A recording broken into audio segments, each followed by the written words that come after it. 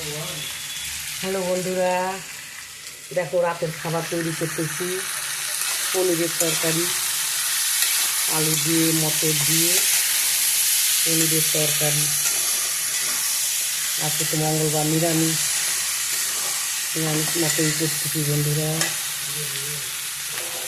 দেখো এই পনিরের মশলা এখানে আছে, পনিরের মশলা বেগুন ভাজলাম, যে পনির ভেজে রাখছি, হালকা ভাজছি পনিরের তরকারি হবে এখন।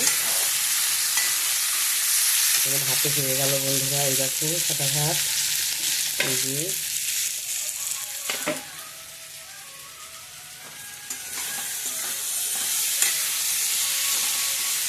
দিয়ে দেবো নামানোর আগে। হয়ে গেছে কষানো, এখন জল দিব। একটু আলুটা সিদ্ধ হলে পনিরটা দিয়ে নামাবো, পনির মশলা দিয়ে দেবো, দিয়ে নামাবো বন্ধুরা।